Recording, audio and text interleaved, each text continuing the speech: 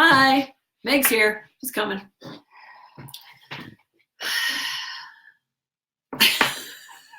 I'm not awake maybe right now. She had Arby's for lunch, which was a huge, heavy meal, so she's probably sleepy. Plus, she had a rough night anyway, so a rough sleeping night. Okay. So we're going to talk about, I had to people this morning and network. That's why I'm talking here. Before you had coffee, really, which was even more shocking and horribly uncivilized, frankly. Uncivilized. Okay. So this week we're talking about accountability and empathy, but before we do that, we're going to make our announcements. We have announcements. We have some very exciting announcements. Well, then you start because I don't know what you're talking about. Well, I'm thinking about our IXAF certification, our cohort 3, which kicks off next week. And the awesome thing about it is we are kind of overwhelmed by how many people are applying. We have our calendar is booked up through tomorrow, but it doesn't mean all of those people will actually be accepted and join us. So we're not for everybody. So if you're interested and you're still thinking about it, please jump in and get a spot. If we're all booked, if all of our appointments are booked up for the next 2 weeks on our calendar link, which we'll put in the minutes, or maybe Shelly, can you put or Meg's appointment thing? Yeah, put Meg's in there. If we're all booked up for the next 2 days, we actually don't kick off until have our first actually group meeting until Wednesday, right? It's Wednesday, our first group meeting. Yes, Shelly's saying yes. So our first group meeting is Wednesday. Keep asking me for all this information. Like I know what the hell's going on around here. I just show up with a sparkly shirt on. And you're good. My red shoes. Wow. Okay. So anyway, please, if we're all booked up for the next 2 days, grab an appointment on Monday or Tuesday because we still have a little bit of time, and we just don't know if whoever's on our list is going to work out. So you never know. And frankly, it might be that if we have enough interest, we might open a few more spots, but we haven't really talked about that yet. So we'll see. Anyway, so get signed up. megmankey.youcanbook.me and go grab a spot. Basically, the half hour that you'll sign up for is an interview. You get to ask a bunch of questions about the certification. It's an 8-week certification, hybrid online and hybrid live conversations like this through Zoom and those sorts of things. And a bunch of other awesome things, like you get a half-hour kickoff meeting one-on-one with Meg or I. You get access to all of our already done materials, so templates and things. You get to figure out how to integrate all the good in this book into consultancy, into your team at work, into all the things that you do. And so the book talks a lot about the tools and sort of our experience and how we created the tools, but it doesn't really tell you how to integrate what it is with what you want to do every day. So that's what the magic of the 8 weeks is. You become an IX ambassador facilitator. So you actually learn how to incorporate our stuff, frankly, to grow your business, grow your career, make you money, create a more fulfilling and authentic life, help people, all of the amazing things. So hope you can join us. That's the exciting part. What else is going on? So many things. I guess if you're in San Francisco area, we're both going to be there in the beginning June, the week of June 9th. Yeah. And so if you're around, let us know. We'll come have a cup of coffee, have a cocktail, work into the calendar. The calendar's pretty full. We're doing book signings. We're on stage. We're rolling out a big strategic partnership with the Marketing Impact Council. We're doing a bunch of stuff, but we will find time to connect. So let us know. Anything else? Oh, I guess we're at Billy Sutton Leadership Institute this weekend. I'll be leading a session in the morning and on Sunday, and Shelly's going to come along. And so that'll be really cool. We're going to get to meet 13 community leaders and help train them about how to use IX leadership, how to understand what teams are, how to feel like you can make an impact in your community, how to deal with people who are order tolerant and not sure that all this new stuff you might want to roll out is going to work and all that kind of stuff. So that's going to be really, it's really a community engagement based training. So that's something we do a lot with chambers of commerce, with municipalities, with, I guess you spoke at the Sheriff's Association. So we do a lot of work with community and municipal sort of stuff. So that'll be kind of an aspect of that community engagement. Hey, Trevor. Oh, hi, Trevor. Thanks for being here. We get asked a lot, seems like we've been asked a lot lately about, like what size of business we work with and with whom do we work, or what are we looking for? Why do I look gigantic compared to you? Because you're up in your high seat. I'm up in my high seat. In my ergonomically correct position. And so what we've worked with, we've done startup work with people who are either starting up a business or they're in a growth phase in their business, and they really want to make sure they nail it so they don't struggle with the growth in their business. So that's one person, businesses up to frontline supervisor training for an organization who has probably about 10,000 employees total. So our sweet spot, I would say, would be probably 100 to 500 employees in a business. But really, we've got the bandwidth to handle 1 to 10,000 or whatever that looks like. The industries, the clients that we're looking for right now would include anyone who's maybe in some sort of transition with their business. Particularly, we've been focused on merger and acquisition, or what's familiarly known as M&A space, with private equity firms, venture capital firms, independent investors who are looking to merge companies together or buy companies.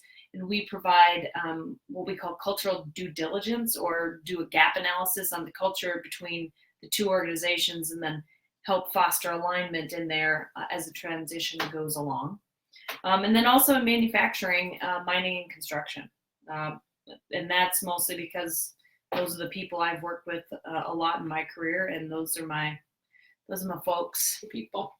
So anyway, that's a little bit for those of you who are brand new and wonder what we do outside of, amazing lives on Wednesday afternoons. Although this is our favorite thing in the world, I'm sure. Yeah. So that's what we've got going on. And then of course there's the IXAF certification for individuals. Yeah, and what we actually do, which is another question we get for those things, is we actually do a couple things. We go anywhere from, we work with one-on-one executive coaching, whether it's sort of our business boot camp where we're working with entrepreneurs to figure out how to grow their business, all the way to individual executives who are leading big teams, and they're either new to the role, there's some new challenge they're trying to sort out. We do retreats where we facilitate actual, like, all the executives or all the sales teams show up, and we actually work with them on different goals and strategies.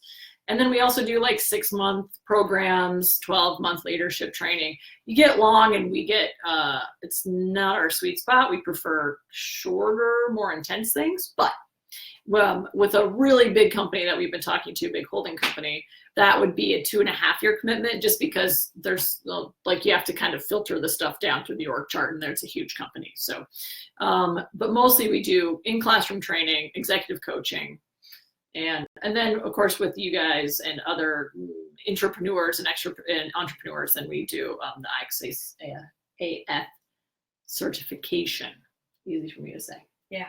Okay, so that's what we do. Cool. All right. Okay, so we're gonna go on with our 8 steps of IX bad selves leadership, and we're on the last 2 steps. And I think today we're just covering. What page are you on? I'm on page 12, and I think today we're going to just talk about step number 7. So know how accountability and empathy are sisters. Or if you'd prefer brothers, or if you'd prefer brothers and sisters, or cousins, or whatever your family setup is. Partners. Because that's the thing. Lovers. Well, I don't know. Spouses. That's no, huh? No. Let's just leave the sexual innuendos out of that one. Just partners is fine. Okay. All right. Platonic partners. Shelly's over there shaking her head just like, Jesus. So Shelly says, I can't say whatever I want on Facebook Lives. And I happen to appreciate her opinion and sort of agree with her. But I can say some things, because otherwise we do work, or we work for ourselves. Otherwise, Shelley is joking with laughter. Okay. She's joking on my inability to follow rules.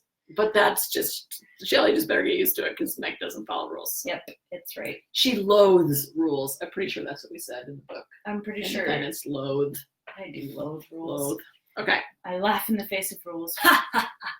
Okay, accountability is on page 156. That wasn't a very good evil laugh, by the way. Well, I didn't want to be overwhelming. Are you kidding me? I got the evil laugh down. Have you seen my RBF?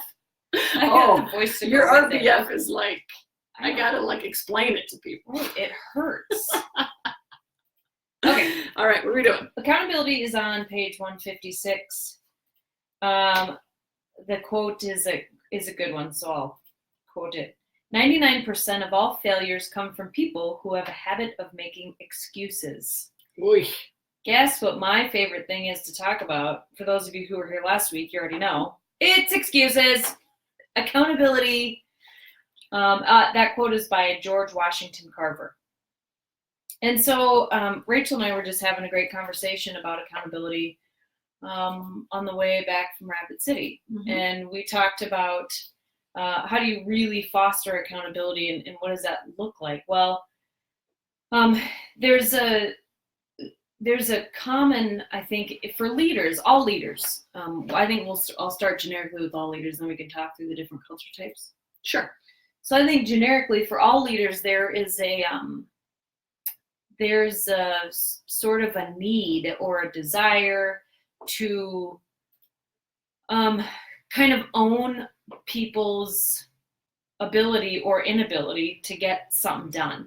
And so then when we want to hold them accountable, we start to feel responsible for their ability or for their performance. So then when it comes to a point where they need to improve their performance or change it, maximize it, whatever it is, we start to own that as the leader. And we say, oh, well, if Shelley's not doing well, I have to figure out all the ways I can help her.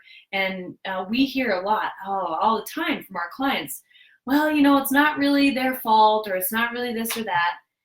And so the thing we were talking about in the vehicle was that, in fact, it is on that person. And real accountability is not about leadership taking responsibility for people's actions.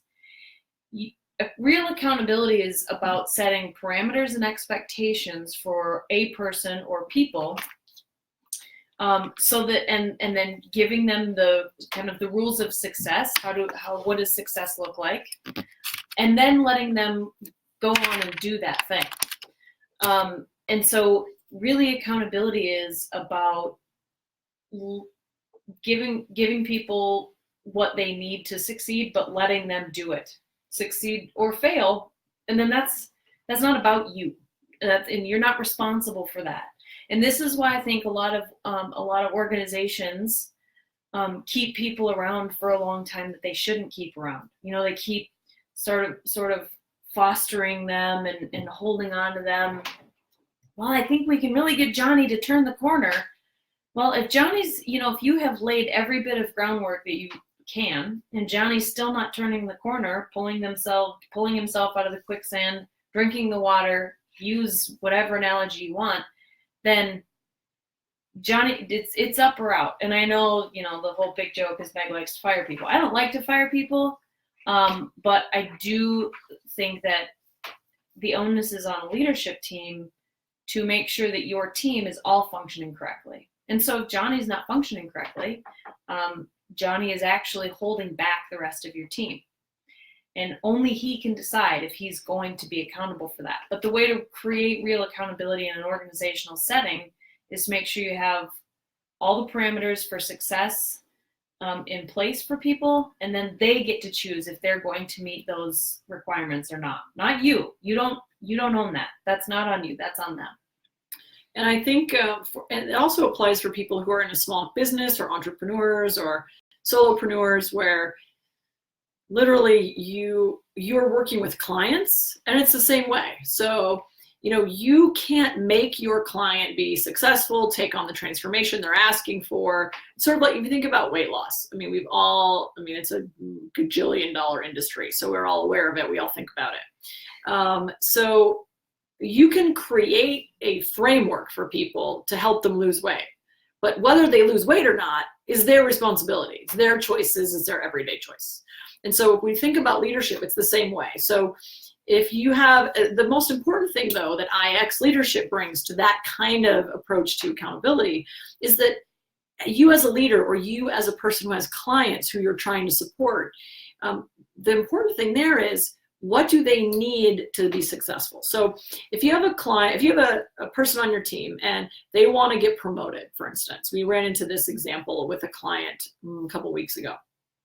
They want to get promoted. They've said, hey, absolutely, we support you in your effort to be promoted.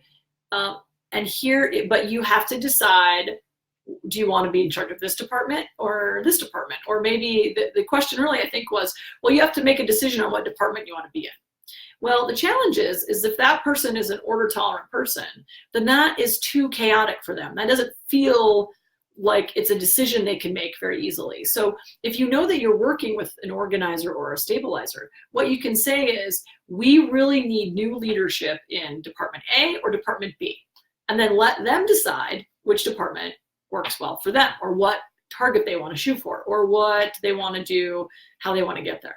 Now, if you're working with chaos tolerant people, particularly, well, let's talk about fixers, because fixers and independent are different. So if you're working with a fixer, what you can do is you can say, I know that you thrive under changing conditions, like doing the same thing over and over. Routine is not your forte. So how can I create, not that you get to do whatever you want, but how can I create an environment that you can thrive in and grow? And then that way, and then if they choose not to do that, that's their decision. So independents love that sort of chaotic work environment, but they don't want to necessarily build consensus or wait for a team to help figure it out. And so if you're a leader of an independent, they're going to drive, if you make them work in a team, they can do it because they can decide to do anything. But if they're going to thrive in a way that they're not surrounded by people all the time. So, and that's not introvert, extrovert. That's work environment. They want to have their own freedom to work as they want, how they want, and when they want. A great example of that is that Meg always says, she comes into the office first thing and I'm running at her with a hug, right? Because I'm a team-driven person. She's a self-driven person. She doesn't need the hug. She's like, can I have some coffee or something? Like, stay away from me. So I'm going to run at her with the mug of coffee next time. And then she'll be like, I don't want coffee today. Right. So who you lead and how their preferences lean is really, really important. And that doesn't mean that we all don't have to do things we don't want to do or they don't suit us. But if you make someone do something that doesn't suit them all the time, guess what? They're not going to stay, or they're going to totally check out, and they're not going to actually work. So if you want to create a world where everyone in your company is on Facebook all the time, at 2:00 on a Wednesday, that's okay. Otherwise, as long as they're watching us. As long as they're watching us. Yeah. Otherwise, that's going to create tension, it's going to create unhappiness, it's going to create a morale issue. And so your responsibility as a leader is to create an environment where they can thrive. Whether they thrive or not is really up to them. Yeah, I like it. We have some questions. Oh, well, we're going to... Do you want to keep talking? I think we should talk about transparency. Hang on, I'm looking for the page. Oh, that's my favorite thing. While you look for the page, I will just say that my background is in project management that I learned as I worked up through the aerospace industry through the Landsat mission. And this is a lesson that I take, that I learned and I loved, because frankly, but that's really kind of a team-driven person. The more everyone else knows, the more everyone can use our collective wisdom to solve problems. So that's why I like transparency, but it also is a thing. So, well, you want to read your quote? Oh, it's my quote. In a communication vacuum, people will just make shit up. That's an actual quote. I didn't curse. Shelley, I didn't curse. It's fine. It's fine. She's sitting over there exasperated. So this is a big problem. So especially if there's a stressful situation, even if it's not, let's be honest. We had can I tell my story about yesterday? Do you think? My imposter syndrome story? Oh, my imposter syndrome story. oh yeah, Yeah, shall I just figure it out? if you want to. Yeah, so I worked up through the Landsat mission, but I was never a NASA employee. It's a NASA mission, but I was always had a different colored badge. Now, 100 people on the planet care about this distinction, but it is important for those 100 people.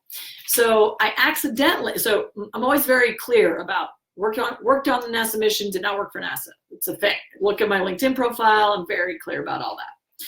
So the tricky thing is that but people make that jump, and I try to be fierce about it, but sometimes, who really cares at the end of the day? But there was one moment that it was in print. It said, I had been interviewed for a show, and I corrected them on air, but in the summary, it still said Rachel, NASA employee, former NASA employee, or something like that. So what happened was somebody read that I used to work with, and they assumed that I was intentionally misstating my background. And what I was afraid would happen, and what probably did happen, is they replied to me and said, I actually know what you did. You never worked for NASA, kind of vibe, right? And so I'm like, oh my God, I had no idea it said NASA on there. So I immediately called and I said, will you please change the language if you can? And they changed it right away. But the problem is, he didn't ask me, hey, did you mean this to say NASA? Because hello, you never worked for NASA. Instead, he made the shit up. He assumed that I was intentionally misrepresenting my background. And so to counteract that, I called or I emailed my counterpart back at NASA, who I could have been construed as claiming to have his job. And I said, hey, Jim, really sorry. I'm really embarrassed. I didn't realize that this is what it said. Somebody pointed it out to me. I just wanted to let you know. So to let you know that it was totally not intentional. And Jim was like super cool. He's like, oh, don't worry about it. We know that that's not what you meant. I would never assume that. You can't control what they put in print. Half of that stuff is wrong anyway. So that was great. But because our tendency is to make shit up, I was really afraid that the guy that first noticed it and emailed me this kind of crappy email would forward it to everybody I used to know and say, look what Rachel's saying. She's saying all this wrong thing. And then everyone would assume that's right, and all that, on and on. So for me to try to cut the head off that snake is I reached out to the person I was really afraid would be most offended, or most that I really respected the most, frankly, because I didn't want him to think that I'd done it intentionally. So if I would have just not answered that email, which was when I was sort of freaking out about this, I had a couple of my friends say, just ignore it. Just don't even reply to that guy. He's clearly a jerk.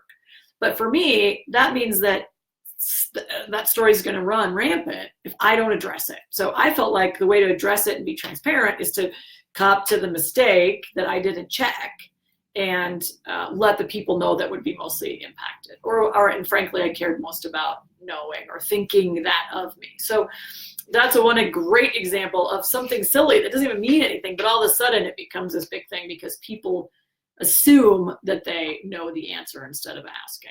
So, yes, which segues really well into the next section I wanted to address, which is owning it on page 158. So owning it, look at that, is a really big part of transparency, because really, after all, the reason that we're not transparent most of the time, as individuals anyway, is because we don't really want to admit to ourselves or anyone else that we've made a mistake, or that we don't, more often, I suppose, in business, that we don't understand something that someone is saying. Nobody wants to feel like the dummy in the room. So everybody's like, oh yeah, I totally get what you're talking about. So how many times have we been in a conference room and everybody's like, do you understand? Somebody says, does everybody understand where we're at, what we're doing? Yeah, And then we all walk out and half of the group says, what did she say? What are we supposed to be doing? Well, because you're not paying attention, or, your mind tracked off somewhere else, or you really just didn't get what they were trying to convey. And so owning it, really, when you don't know what's going on, asking questions really helps to create a transparent environment in groups and teams. And on page 158, it talks all about owning it.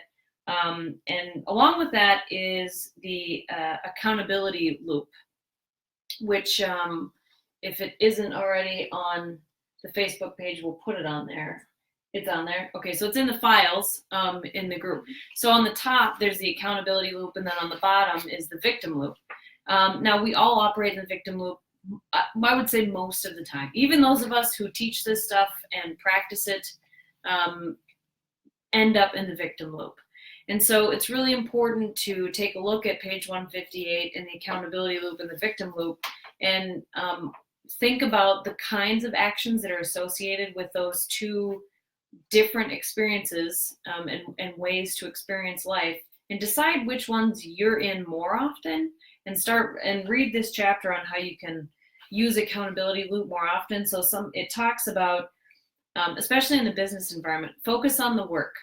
So a lot of times we all get caught up because if there is a communication vacuum, everybody makes up their own story. So we get caught up in our own stories and then somebody else's story.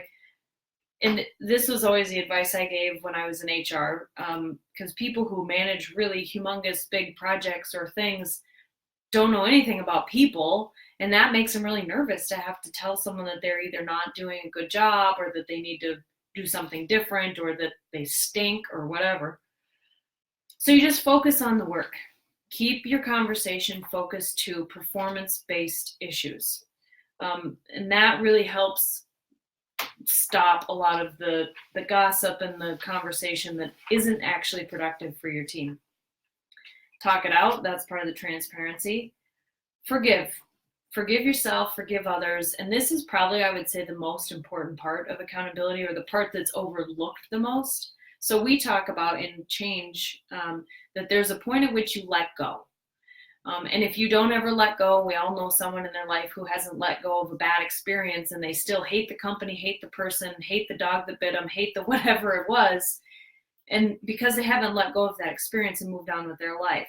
And so, said another way, you have to forgive yourself or forgive others so that you can move on. Otherwise, that emotionally, that experience continues to own you and continues to manage the way you think about business, even if you're trying to be super logical.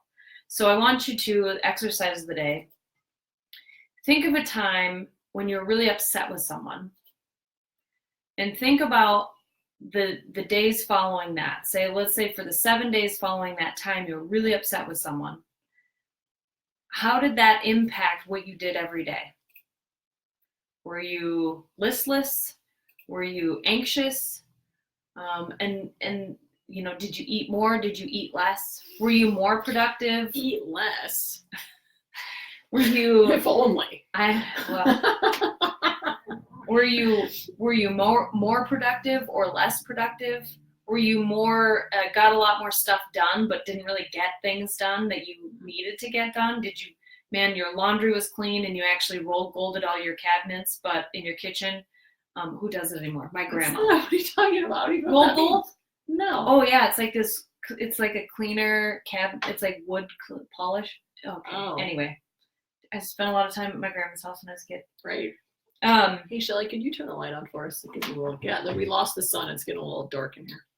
And so think about how that actually impacted you. The last time you were really upset with somebody, really upset about a situation, could be a boss. I bet people don't have to think that hard. I think most people are in situations that are kind of bleh.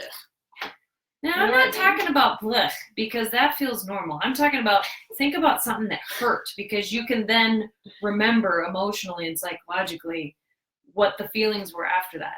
And then I want you to next think about when you finally resolved that issue, whether it was within those 7 days or if it was after those 7 days, when you finally either said to yourself or that other person, holy crap, I'm really mad about that and that hurt my feelings, or we need to talk about this. And once you talked about it, how much differently you felt and what were those feelings? Relief, eustress instead of distress. Was it, you probably had to take a nap because you were like so overwhelmed from the 7 days or year of worrying about it. So forgiveness is really important. And we don't think about that word as a business word. But it certainly is a real foundational cornerstone for a healthy culture.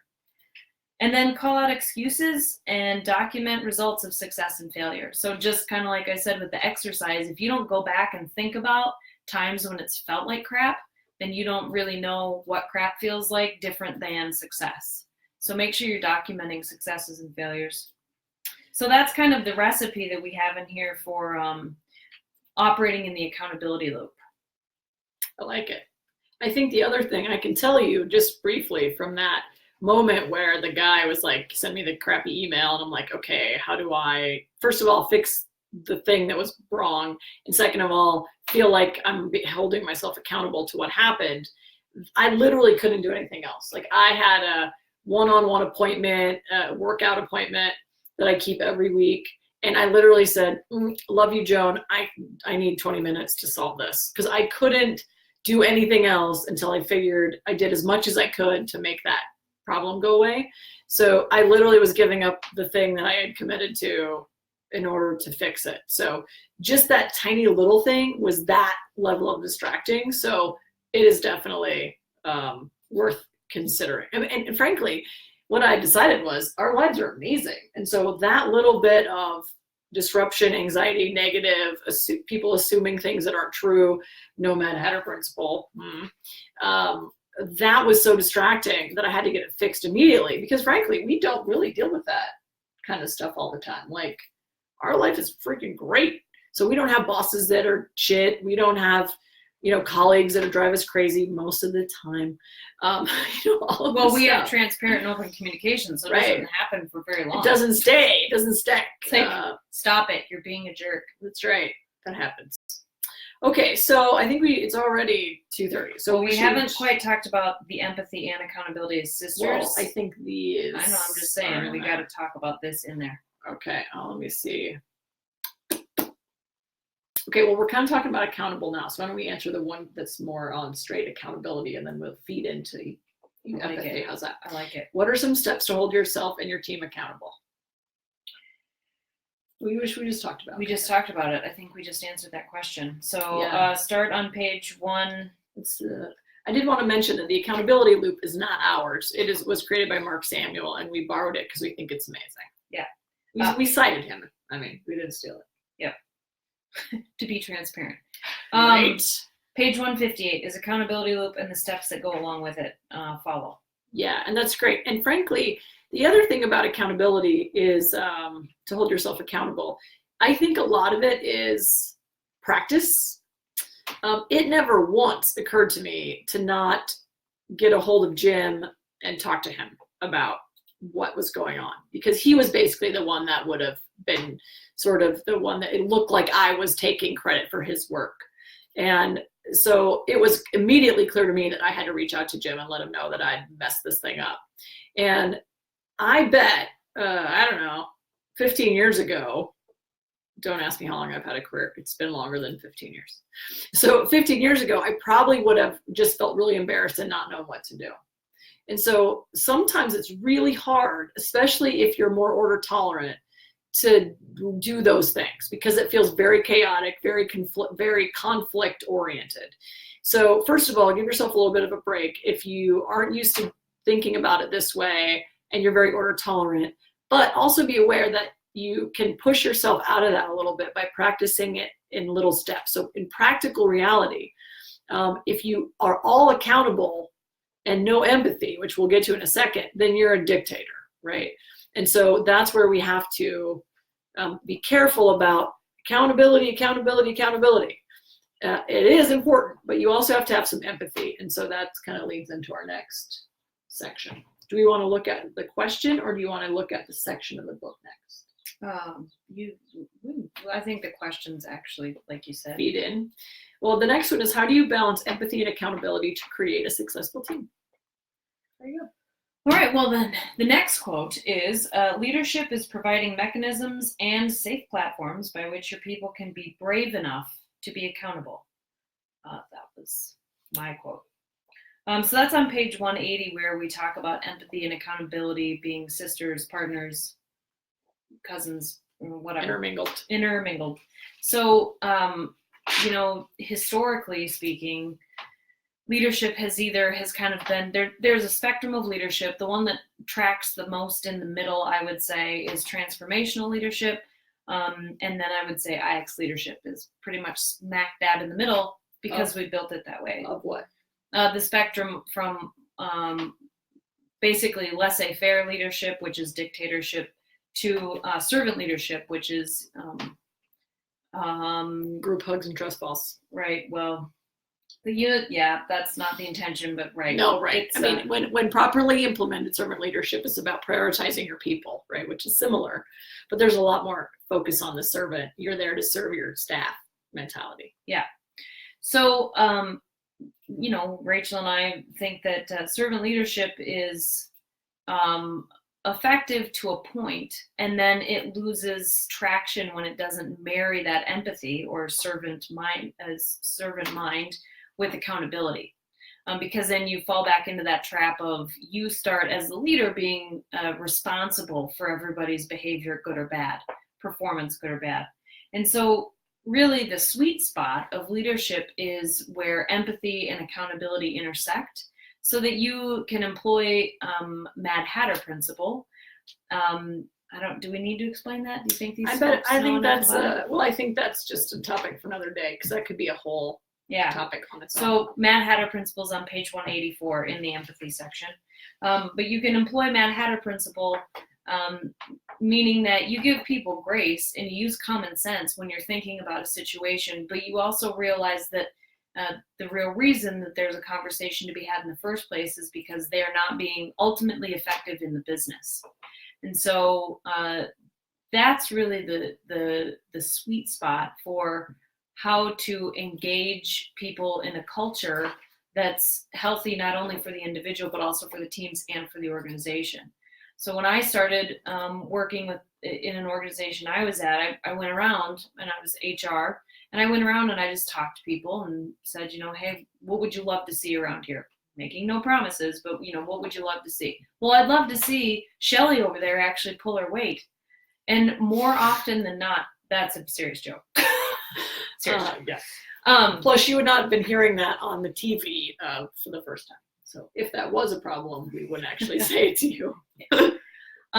So the more people I talked to, the more I heard that accountability was really what people are after. And we've been told for the last, decade and a half that, people want freedom. Sure, they want freedom, but we're still a tribal being. We still like to be in a group. Even people who are independent, I like to know who's in my tribe. It might be small, but I know who's in it. And those people hold me accountable, whether it's to my, running training regimen, or my eating, or, consistency in what we do. And so I think, IX leadership is really about a place where you give people grace and use a little common sense, but remember that the priority right after making sure people engage, or the priority to make sure your people stay engaged, is to hold them accountable, because that is, after all, what people want. I think so. I mean, I would challenge anybody to argue the point that they wouldn't. Well, and I think if you look at frankly, having kids changed how I saw things. And if you think about little particularly kids, labor, mowing the lawn, dishes.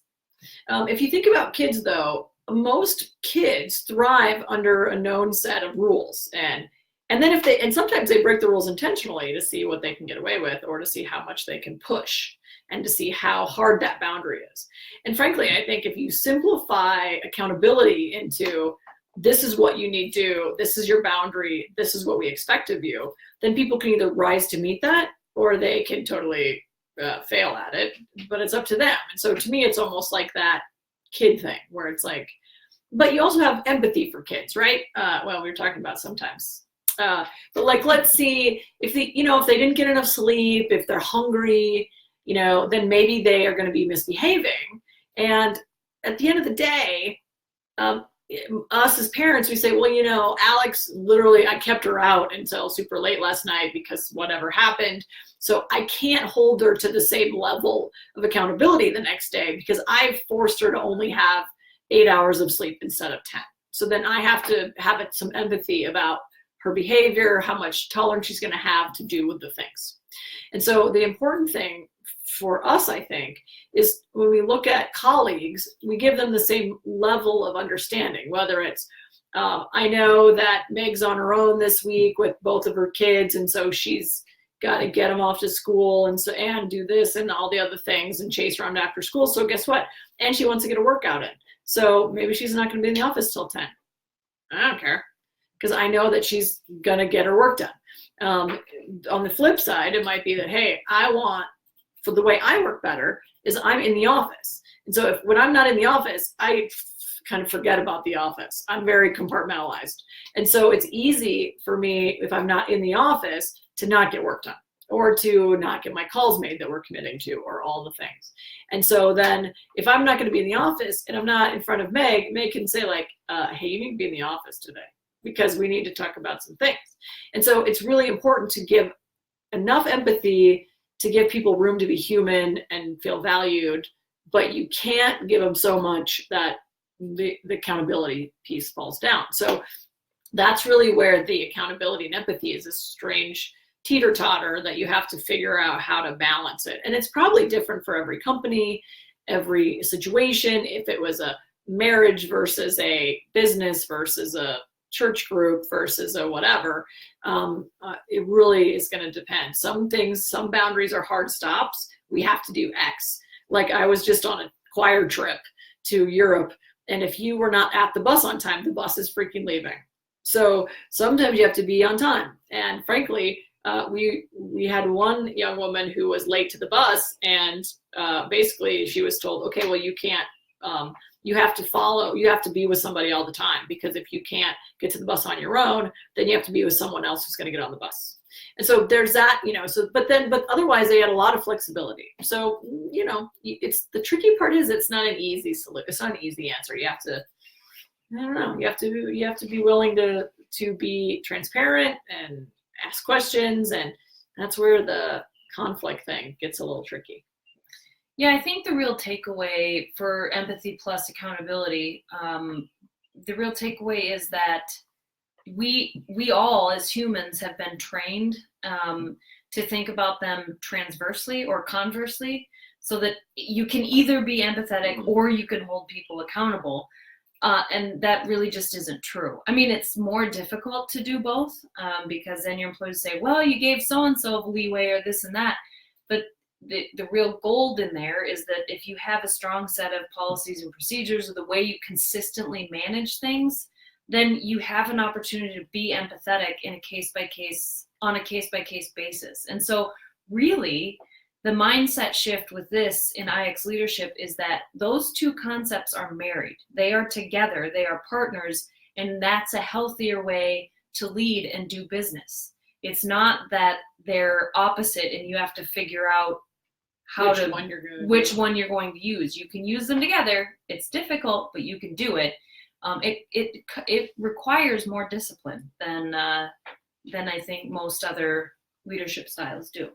I think so, and it means that you have to be more transparent and frankly deal with things immediately. I know this isn't quite on topic or it's tangential, because what we see a lot is people don't address issues quickly, and then things get out of hand, and then it becomes this big gnarly problem. So it was great. We had a gentleman named Brian Gorman who's done transformation, business consulting for a really long time. He said this was the most practical thing he's ever seen, IX leadership, as far as implementing a mindset of change and the tools. But the thing he loved the most is, like, one of the quotes he said was, what was it? It was something like, if leaders deal with things immediately and with an even hand, so to your point, somebody might get a break on being late, but as long as you're empathetic to that situation, someone else might get a break on leaving because they have an elbow appointment later today. The last elbow appointment of her injury. So, I mean, as long as you're even-handed and you apply empathy relatively and you keep people accountable, then it's actually a joy to work together, because then everyone feels like they're valued and they're important. And I think that's, and you also have to model that behavior. Yet one of the quote was, the do what I say, not as I do mentality that we sometimes use as parenting. doesn't really work in the office. So you also have to be modeling the empathy plus accountability behavior with each other. All right, so it's already core 2. The last question is, how can you be empathetic or a team leader, empathetic leader or empathetic team player without being a pushover? Carry a bat. Just kidding. I actually had a bat. It was a gift to me when I was.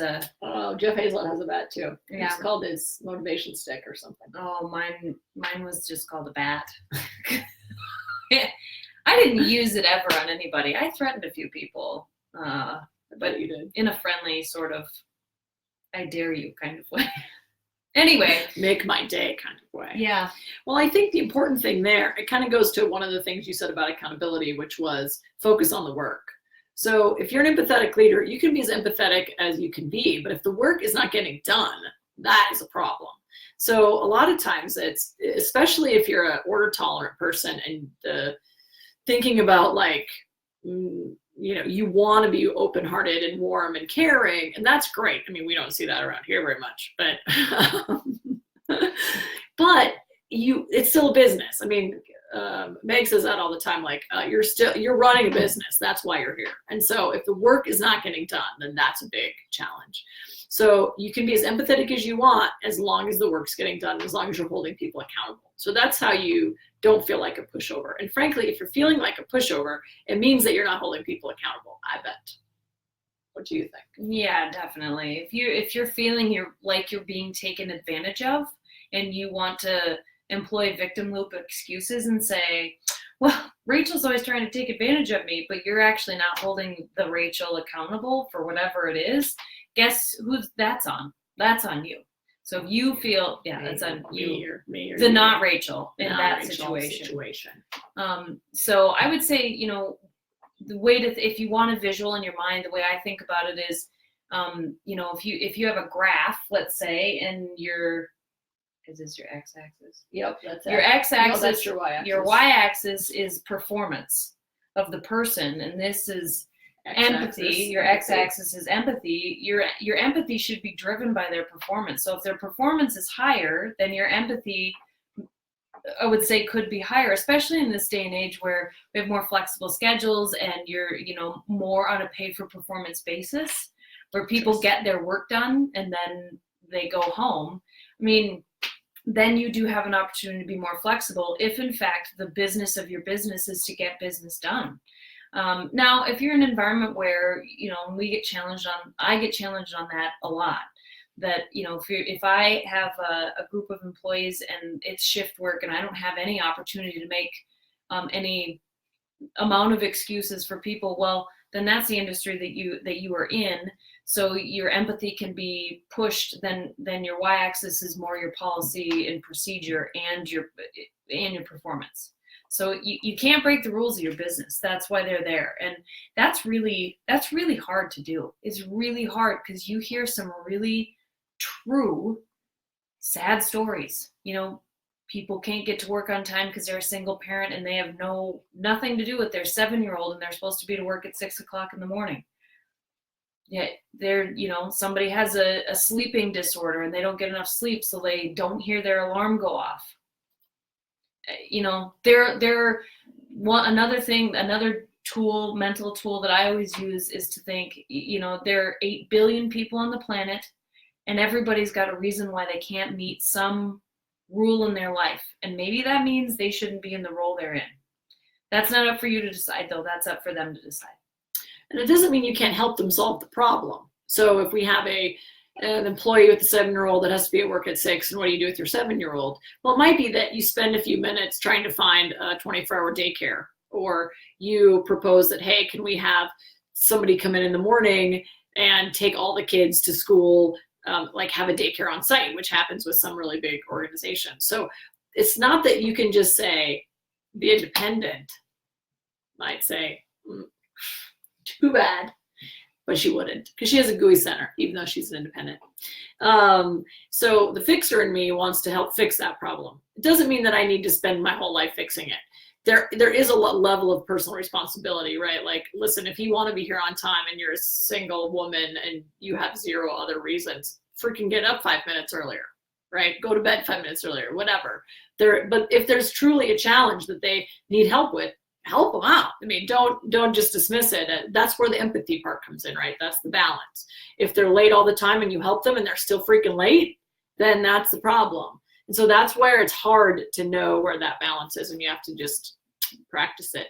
It is hard for order tolerant people to ask those questions, make those seemingly feeling like confrontational issues, because by and large, it feels like you're arguing with people. But honestly, most people love to tell you more about what's going on with them, how you can help. And so you can ask that way if that helps. Think about that. Meg's making notes. Nothing pursuant to this conversation. Oh, just something passed through your brain. Future thingies. topics. Okay, great. All right, so I think that's all we had for today. That answers the last question, I think. Is there any other questions? While we wait a second, because there's like a 5-second delay or something. See if we get questions to come in. Just want to remind you to check out our webinar replay and see if you want to join our IXAF certification group, which is super fun. The people in there are amazeballs. We're really excited to kick it off next week. If you go out to register, we put Meg's calendar link on in the comments. If you can't find an open spot today or through the end of the week, because we are pretty booked up, grab a spot early next week. We don't actually start till Wednesday, and then we don't start with our first live call until Wednesday. So we have a few days to kind of get in there and figure out what it looks like. So, all right, awesome. Anything else? I don't think so. Okay, we don't have any questions. So lead powerfully, change the world. See you next week.